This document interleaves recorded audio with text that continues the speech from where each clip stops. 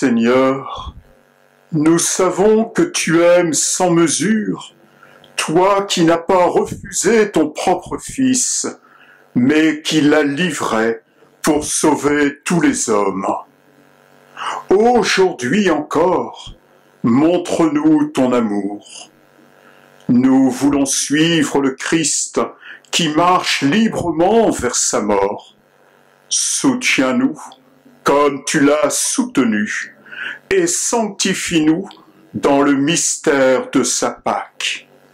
Lui qui règne avec toi et le Saint-Esprit maintenant et pour les siècles des siècles.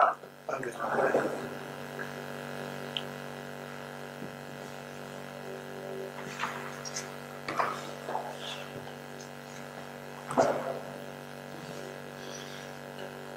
Lecture du livre du prophète Isaïe. Mon serviteur réussira, dit le Seigneur. Il montera, il s'élèvera, il sera exalté.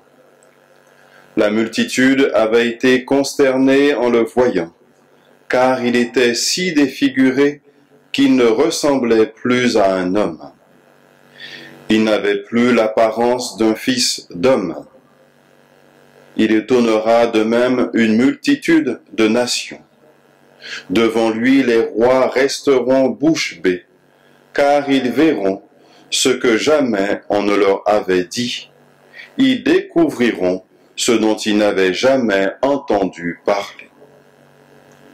Qui aurait cru ce que nous avons entendu? Le bras puissant du Seigneur, à qui s'est-il révélé? Devant lui, le serviteur a poussé comme une plante chétive, une racine dans une terre aride.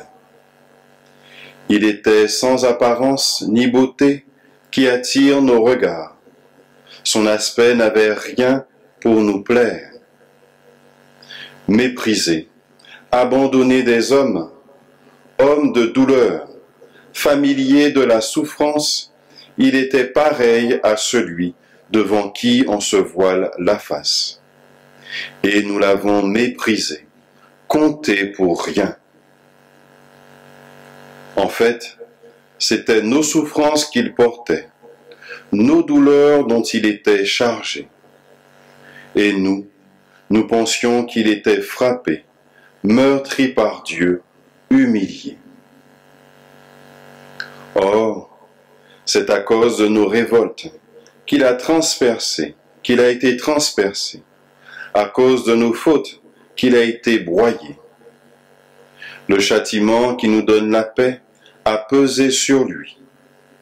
Par ses blessures, nous sommes guéris. Nous étions tous errants comme des brebis, chacun suivait son propre chemin. Mais le Seigneur a fait retomber sur lui nos fautes, à nous tous. Maltraité, il s'humilie, il n'ouvre pas la bouche. Comme un agneau conduit à l'abattoir, comme une brebis muette devant les tondeurs, il n'ouvre pas la bouche. Arrêté puis jugé, il a été supprimé. Qui donc s'est inquiété de son sort? Il a été retranché de la terre des vivants, frappé à mort pour les révoltes de son peuple. On a placé sa tombe avec les méchants, son tombeau avec les riches, et pourtant il n'avait pas commis de violence. On ne trouvait pas de tromperie dans sa bouche. Broyé par la souffrance, il a plu au Seigneur. S'il remet sa vie en sacrifice de réparation, il verra une descendance, il prolongera ses jours. Par lui, ce qui plaît au Seigneur réussira.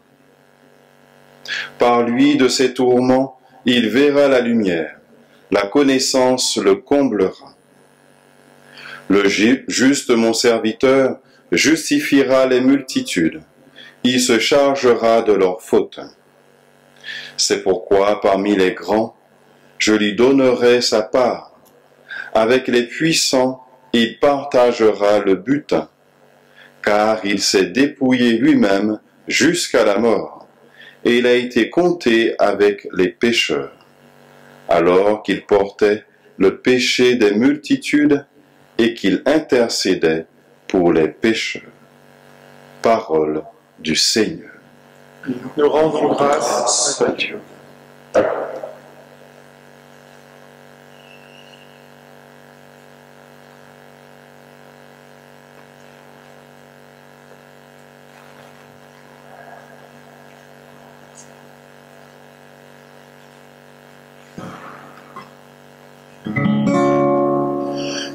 In manos tuas pater, commendo spiritum meum, in manos tuas pater, commendo spiritum meum. En toi, Seigneur, j'ai mon refuge. Garde-moi d'être humilié pour toujours. En tes mains, je remets mon esprit. Tu me rachètes, Seigneur, Dieu de vérité. In manus tuas pater, commendo spiritus meum, in manus tuas pater, commendo spiritum meum. Je suis la risée de mes adversaires et même de mes voisins. Je fais peur à mes amis. S'ils me voient dans la rue, ils me fuient. In manus tuas pater, commendo spiritus meum, in manus tuas pater, commendo spiritum meum. On m'ignore comme un mort oublié, comme une chose qu'on jette. J'entends les calomnies de la foule. Ils s'accordent pour m'ôter la vie. In manus tuas pater, commendo spiritum meum, in manus tuas pater, commendo spiritum meum. Moi, je suis sûr de toi, Seigneur. Je dis, tu es mon Dieu. Mes jours sont dans ta main. Délivre-moi des mains hostiles qui s'acharnent. In manus tuas pater, commendo spiritum meum, in manus tuas pater, commendo spiritum meum. Sur ton serviteur, que s'illumine ta face. Sauve-moi par ton amour. Soyez forts, prenez courage, vous tous qui espérez le Seigneur. In manus tuas pater, commendo spiritum meum, in manus tuas pater, commendo spiritum meum.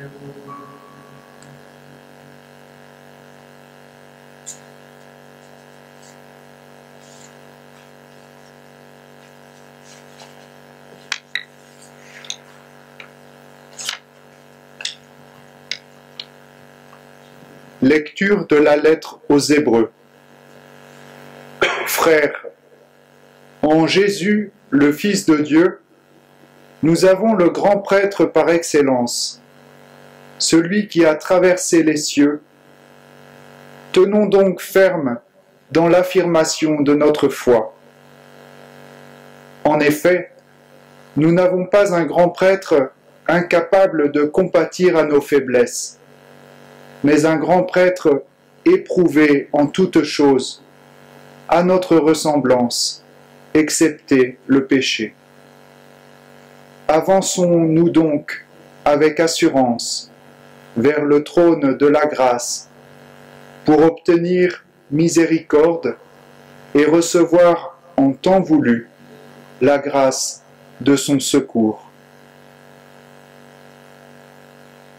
Le Christ, pendant les jours de sa vie, dans la chair, offrit, avec un grand cri et dans les larmes, des prières et des supplications à Dieu qui pouvait le sauver de la mort. Et il fut exaucé en raison de son grand respect. Bien qu'il soit le Fils, il a pris par ses souffrances l'obéissance, et conduit à sa perfection, il est devenu pour tous ceux qui lui obéissent la cause du salut éternel. Parole du Seigneur. Nous rendons grâce à Dieu.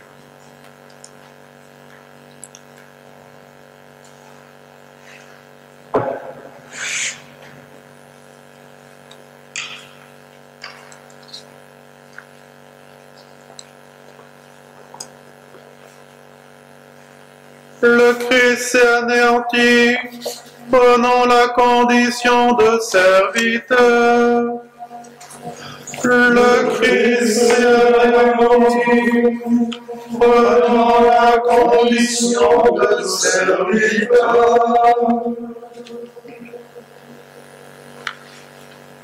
La passion de notre Seigneur Jésus-Christ selon saint Jean. En ce temps-là, après le repas, Jésus sortit avec ses disciples et traversa le torrent du Cédron. Il y avait là un jardin dans lequel il entra avec ses disciples. Judas, qui le livrait, connaissait l'endroit lui aussi, car Jésus et ses disciples s'y étaient souvent réunis. Judas, avec un détachement de soldats, ainsi que des gardes envoyés par les grands prêtres et les pharisiens, arrive à cet endroit. Ils avaient des lanternes, des torches et des armes. Alors Jésus, sachant tout ce qui allait lui arriver, s'avança et leur dit : « Qui cherchez-vous ? » Ils lui répondirent : « Jésus, le Nazaréen. » Il leur dit : « C'est moi, je le suis. » Judas, qui le livrait, se tenait avec eux. Quand Jésus leur répondit : « C'est moi, je le suis », ils reculèrent et ils tombèrent à terre. Il leur demanda de nouveau : « Qui cherchez-vous ? » Ils dirent : « Jésus, le Nazaréen. » Jésus répondit : « Je vous l'ai dit, c'est moi, je le suis. Si c'est bien moi que vous cherchez, cela, laissez-les partir. » Ainsi s'accomplissait la parole qu'il avait dite : « Je n'ai perdu aucun de ceux que tu m'as donnés. » Or, Simon-Pierre avait une épée. Il la tira, frappa le serviteur du grand prêtre et lui coupa l'oreille droite. Le nom de ce serviteur était Malchus. Jésus dit à Pierre : « Remets ton épée au fourreau. La coupe que m'a donnée le Père, vais-je refuser de la boire ?» Alors la troupe, le commandant et les gardes juifs se saisirent de Jésus et le ligotèrent. Ils l'emmenèrent d'abord chez Anne, beau-père de Caïphe, qui était grand prêtre cette année-là. Caïphe était celui qui avait donné aux Juifs ce conseil : il vaut mieux qu'un seul homme meure pour le peuple. Or, Simon-Pierre ainsi qu'un autre disciple suivaient Jésus. Comme ce disciple était connu du grand prêtre, il entra avec Jésus dans le palais du grand prêtre. Pierre se tenait près de la porte, dehors. Alors l'autre disciple, celui qui était connu du grand prêtre, sortit, dit un mot à la servante qui gardait la porte, et fit entrer Pierre. Cette jeune servante dit alors à Pierre, « Es-tu pas, toi aussi, l'un des disciples de cet homme ?» Il répondit, « Non, je ne le suis pas. » Les serviteurs et les gardes se tenaient là. Comme il faisait froid, ils avaient fait un feu de braise pour se réchauffer. Pierre était avec eux, en train de se chauffer. Le grand prêtre interrogea Jésus sur ses disciples et sur son enseignement. Jésus lui répondit, « Moi, j'ai parlé au monde ouvertement. J'ai toujours enseigné à la synagogue et dans le temple, là où les Juifs se réunissent, et je n'ai jamais parlé en cachette. Pourquoi m'interroges-tu? Ce que je leur ai dit, demande-le à ceux qui m'ont entendu. Eux savent ce que j'ai dit. » À ces mots, un des gardes, qui était à côté de Jésus, lui donna une gifle en disant, « C'est ainsi que tu réponds au grand prêtre ?» Jésus lui répliqua, « Si j'ai mal parlé, montre ce que j'ai dit de mal.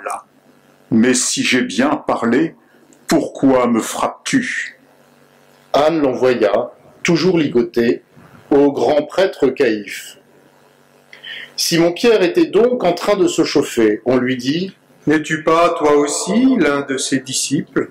Pierre le nia et dit, « Non, je ne le suis pas. » Un des serviteurs du grand prêtre, parent de celui à qui Pierre avait coupé l'oreille, insista. « Est-ce que moi, je ne t'ai pas vu dans le jardin avec lui ?»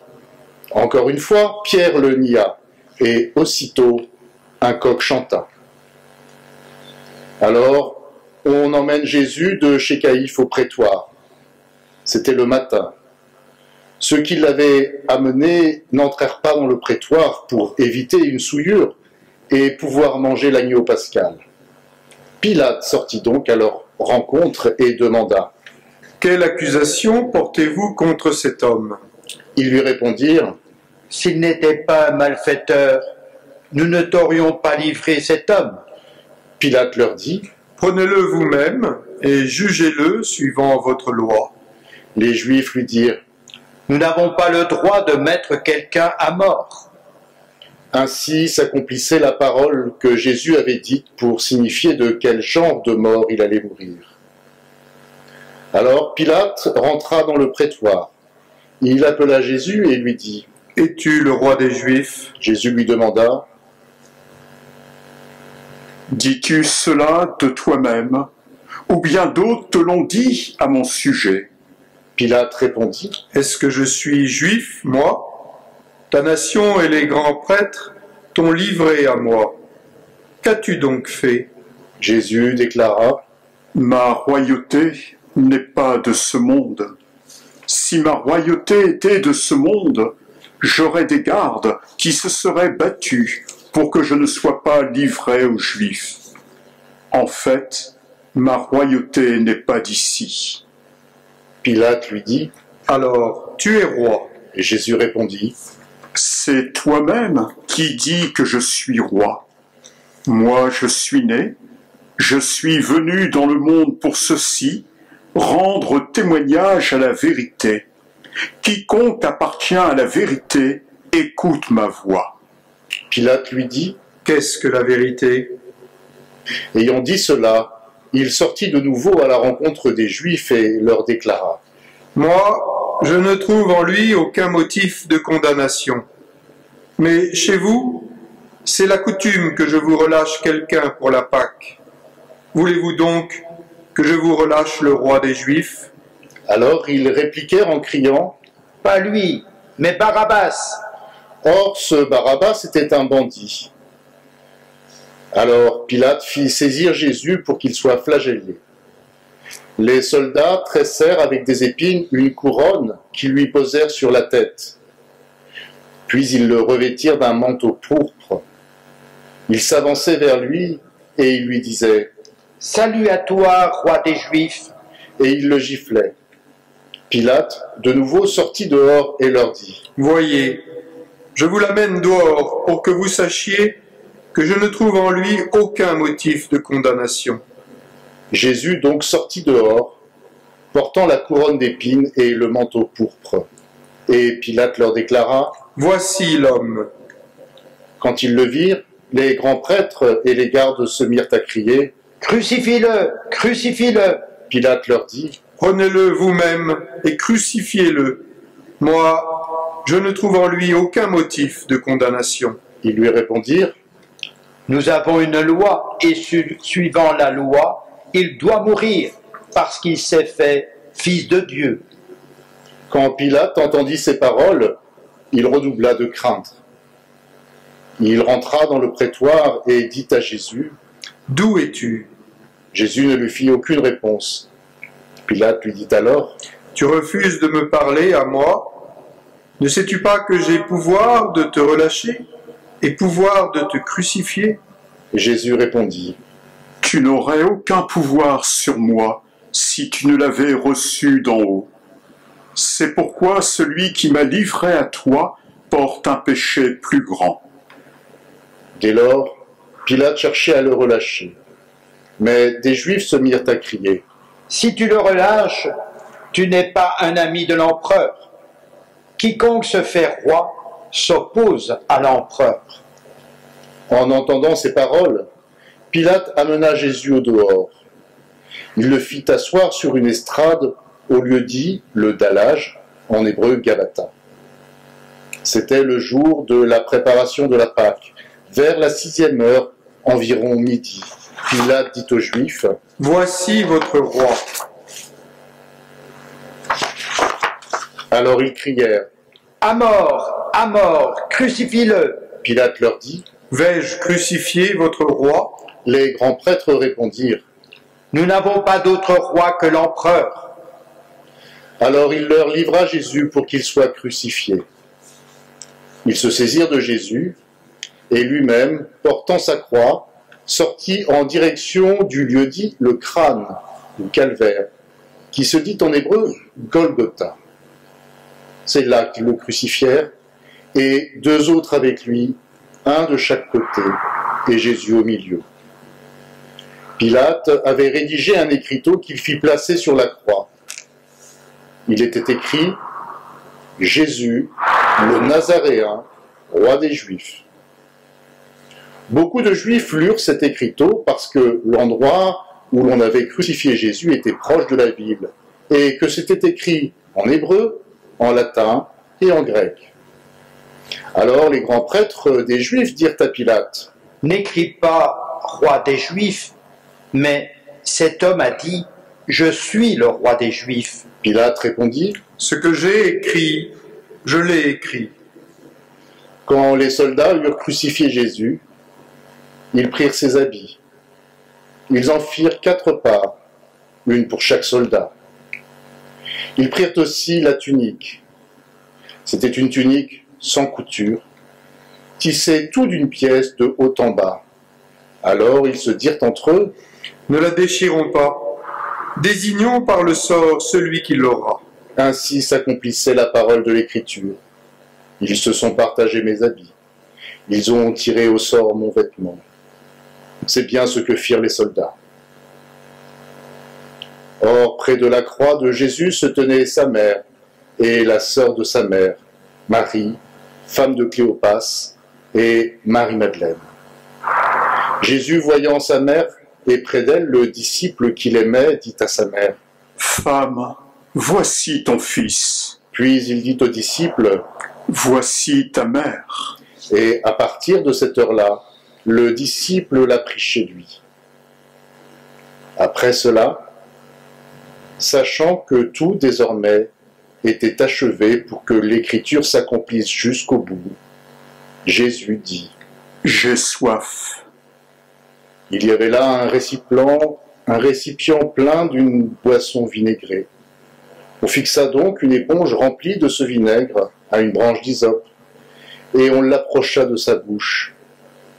Quand il eut pris le vinaigre, Jésus dit, « Tout est accompli. » Puis, inclinant la tête, il remit l'esprit.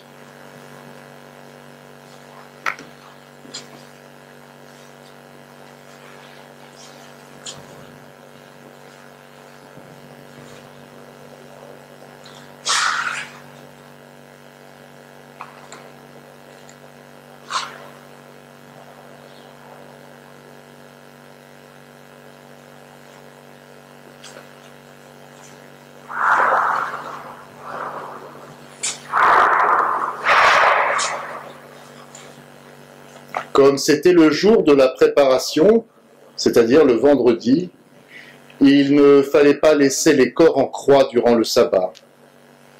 D'autant plus que ce sabbat était le grand jour de la Pâque. Aussi les Juifs demandèrent à Pilate qu'on enlève les corps après leur avoir brisé les jambes. Les soldats allèrent donc briser les jambes du premier, puis de l'autre homme crucifié avec Jésus. Quand ils arrivèrent à Jésus, voyant qu'il était déjà mort, ils ne lui brisèrent pas les jambes. Mais un des soldats, avec sa lance, lui perça le côté. Et aussitôt, il en sortit du sang et de l'eau. Celui qui a vu rend témoignage. Et son témoignage est véridique. Et celui-là sait qu'il dit vrai, afin que vous aussi, vous croyiez.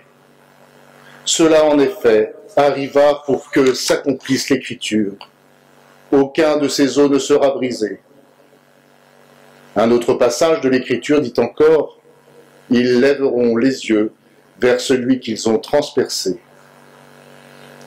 Après cela, Joseph d'Arimathie, qui était disciple de Jésus, mais en secret, par crainte des Juifs, demanda à Pilate de pouvoir enlever le corps de Jésus. Et Pilate le permit.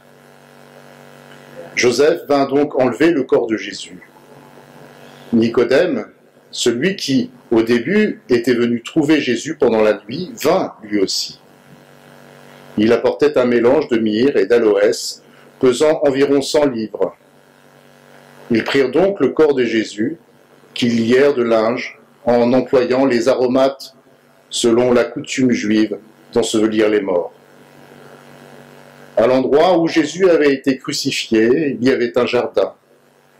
Et dans ce jardin, un tombeau neuf, dans lequel on n'avait encore déposé personne.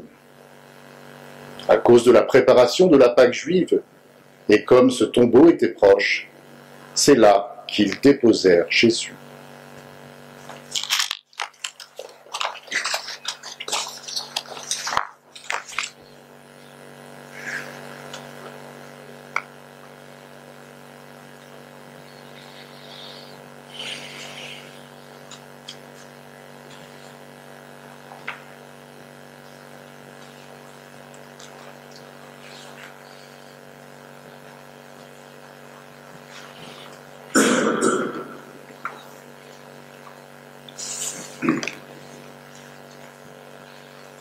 Frères et sœurs, avec vous, nous venons d'écouter les dernières paroles du Christ. Tout est accompli. Tout est accompli d'une vie donnée, d'une vie offerte pour la multitude des hommes, afin de réaliser totalement la volonté du Père. Hier soir, dans le récit du lavement des pieds, nous entendions l'évangéliste Jean nous dire « Ayant aimé les siens qui étaient dans le monde, Jésus les aima jusqu'au bout. » Ce soir, en méditant le récit de la Passion et en vénérant la croix du Christ, nous prenons conscience que c'est chacun d'entre nous qui est aimé jusqu'au bout. Chacun d'entre nous, malgré son péché, ses infidélités, ses reniements, est aimé jusqu'au bout. Chacun d'entre nous, au cœur de ses souffrances, de sa détresse, de ses échecs, de ses doutes, peut désormais découvrir, parfois au terme d'un long cheminement, qu'il n'est pas abandonné par Dieu. Ce soir, sur la croix, nous voyons le serviteur souffrant annoncé par le prophète Isaïe, ce serviteur qui porte le péché des multitudes. Ce soir, sur la croix, en cet homme torturé, nous voyons l'amour infini de Dieu, un amour qui relève, qui guérit et qui pardonne, un amour qui ouvre les chemins d'une vie éternelle. Ce soir, en regardant la croix du Christ, demandons la grâce d'aimer comme le Christ nous a aimés. Saint Augustin disait « Vous avez commencé à aimer, alors Dieu a commencé à résider en vous. » Ce soir, en regardant la croix du Christ, puissions-nous trouver la force d'aimer de l'amour dont nous sommes aimés. Un amour gratuit, un amour qui espère tout, un amour qui endure tout, un amour qui va jusqu'au bout.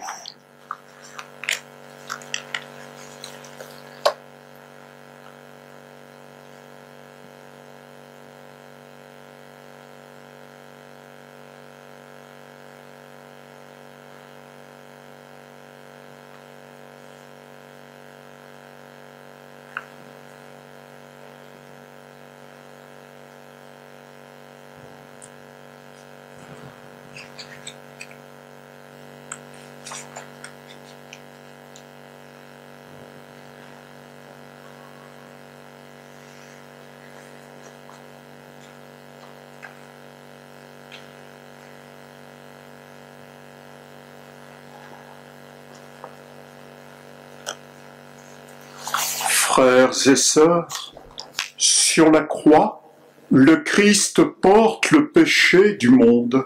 Il donne sa vie pour sauver tous les hommes. Sa passion est souffrance extrême. Sa passion est amour absolu. Unissons notre prière pour lui confier les souffrances de ce monde. Implorons son amour pour l'humanité tout entière. Pour la Sainte Église. Prions, frères bien-aimés, pour la Sainte Église de Dieu. Que le Père Tout-Puissant lui donne la paix et l'unité, qu'il la protège dans tout l'univers, et qu'il nous accorde une vie calme et paisible pour que nous rendions grâce à notre Dieu. Dieu éternel et tout-puissant, dans le Christ tu as révélé ta gloire à tous les peuples. Protège l'œuvre de ton amour, afin que ton Église répandue par tout l'univers demeure inébranlable dans la foi pour proclamer ton nom. Par Jésus le Christ notre Seigneur. Amen.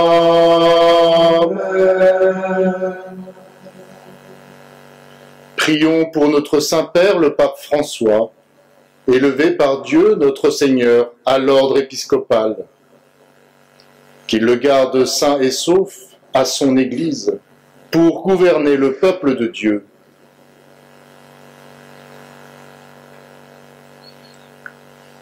Dieu éternel et tout-puissant, dont la sagesse organise toutes choses, daigne écouter notre prière. Protège avec amour le pape que tu as choisi, afin que sous la conduite de ce pasteur, le peuple chrétien que tu gouvernes progresse toujours dans la foi. Par Jésus le Christ notre Seigneur. Amen.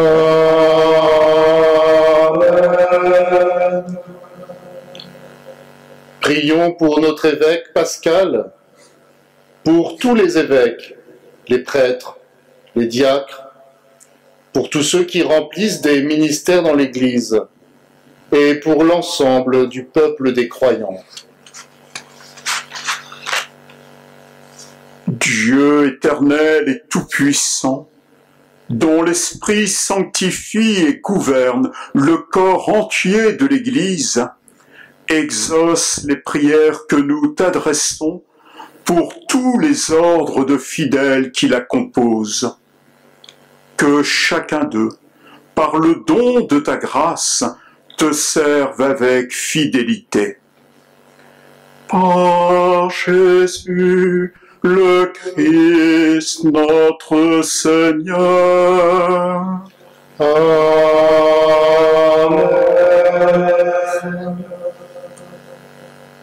Prions pour les catéchumènes. Que Dieu, notre Seigneur, ouvre leur intelligence et leur cœur et les accueille dans sa miséricorde. Après avoir reçu le pardon de tous leurs péchés par le bain de la naissance nouvelle, qu'ils soient incorporés à notre Seigneur Jésus-Christ. Dieu éternel et tout-puissant, toi qui assures toujours la fécondité de ton Église, augmente en nos catéchumènes l'intelligence et la foi, qu'ils renaissent à la source du baptême et prennent place parmi tes enfants d'adoption. Par Jésus, le Christ, notre Seigneur. Amen.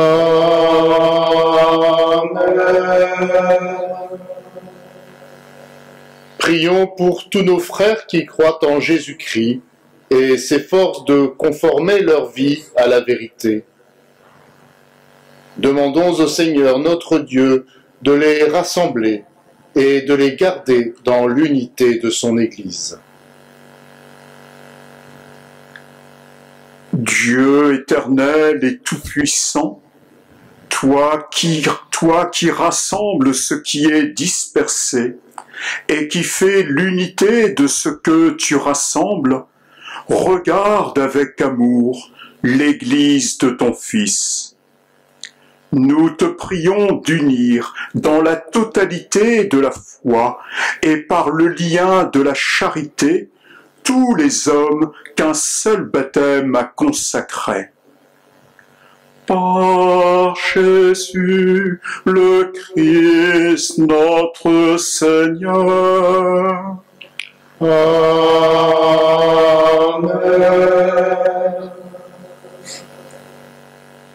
Prions pour les Juifs à qui Dieu a parlé en premier, qu'ils progressent dans l'amour de son nom et la fidélité à son alliance. Dieu éternel et tout-puissant, toi qui as choisi Abraham et sa descendance pour en faire les fils de ta promesse, conduis à la plénitude de la rédemption le premier peuple de l'Alliance, comme ton Église t'en supplie. Par Jésus, le Christ, notre Seigneur. Amen. Prions pour ceux qui ne croient pas en Jésus-Christ. Demandons qu'à la lumière de l'Esprit Saint, ils soient capables, eux aussi, de s'engager pleinement sur le chemin du salut. Dieu éternel et tout-puissant, donne à ceux qui ne croient pas au Christ d'aller sous ton regard avec un cœur sincère afin de parvenir à la connaissance de la vérité. Et donne-nous de mieux nous aimer les uns les autres et d'ouvrir davantage notre vie à la tienne pour être dans le monde de meilleurs témoins de ton amour. Par Jésus le Christ notre Seigneur. Amen. Prions pour ceux qui ne connaissent pas Dieu. Demandons qu'en obéissant à leur conscience, ils parviennent à le reconnaître.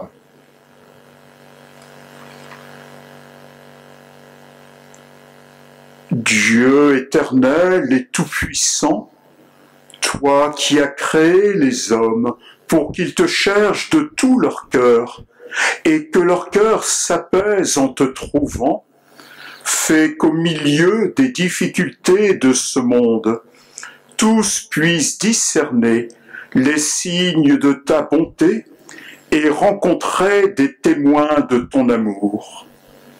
Qu'ils aient le bonheur de te reconnaître, toi le seul vrai Dieu et le Père de tous les hommes.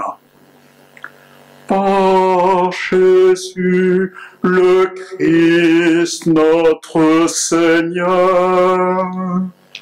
Amen. Prions pour les chefs d'État et tous les responsables des affaires publiques.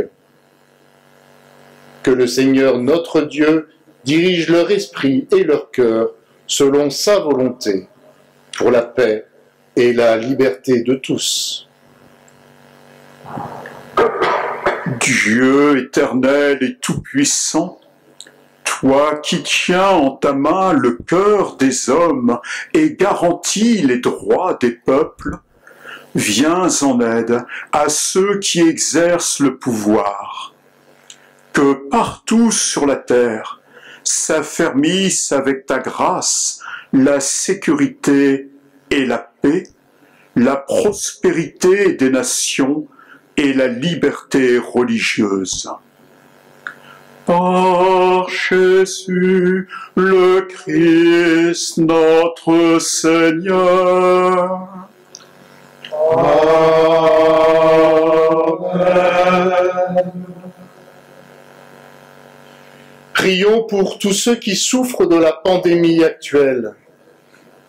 Que Dieu notre Père accorde la santé aux malades, la force au personnel soignant, le réconfort aux familles et le salut à toutes les personnes qui ont trouvé la mort. Dieu éternel et tout-puissant, refuge de ceux qui souffrent, regarde avec compassion la détresse de tes enfants atteints par cette pandémie. Soulage la douleur des malades, donne la force à ceux qui les soignent, accueille dans ta paix ceux qui sont morts. Et en ce temps d'épreuve, accorde à tous le réconfort de ta miséricorde. Par Jésus le Christ notre Seigneur. Amen.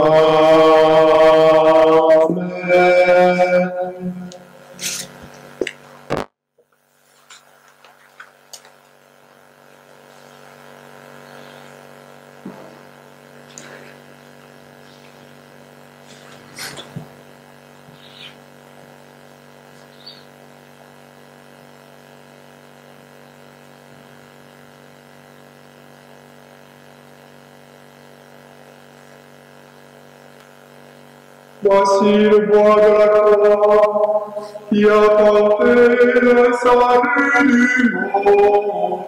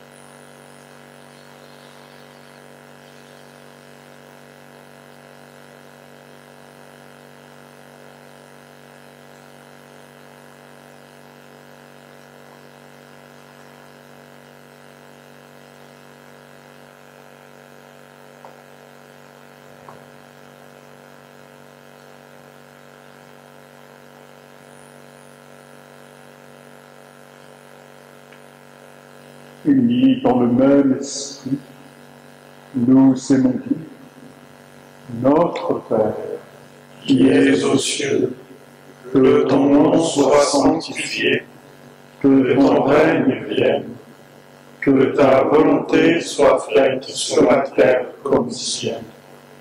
Donne-nous aujourd'hui notre pain de ce jour. Pardonne-nous nos offenses, comme nous pardonnons aussi à ceux qui nous ont offensés.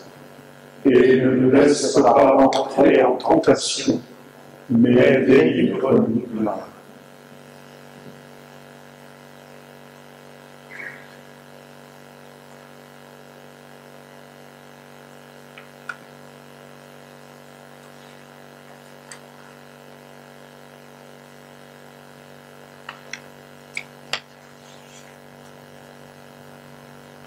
Délivre-nous de tout mal, Seigneur, et donne la paix à notre temps. Par ta miséricorde, libère-nous du péché, rassure-nous devant les épreuves en cette vie où nous espérons le bonheur que tu promets et l'avènement de Jésus-Christ, notre Sauveur. Car c'est à toi qu'appartiennent le règne, la puissance et la gloire, pour les siècles des siècles.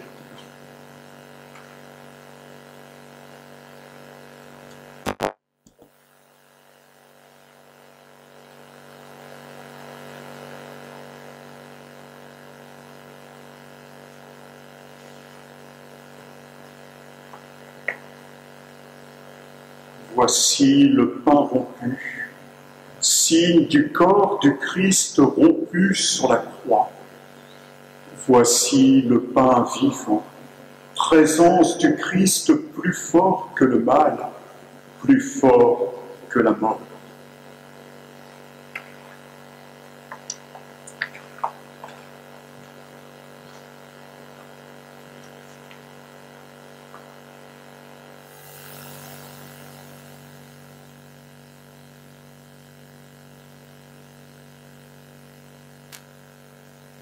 Prions le Seigneur. Dieu de puissance et de miséricorde, toi qui nous as renouvelés par la mort et la résurrection de ton Christ, entretiens en nous l'œuvre de ton amour.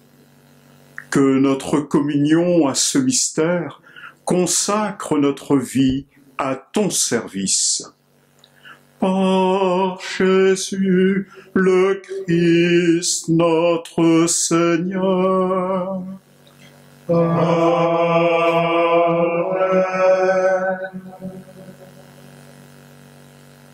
Que ta bénédiction, Seigneur notre Dieu, descende en abondance sur ton peuple qui a célébré la mort de ton Fils dans l'espérance de sa propre résurrection.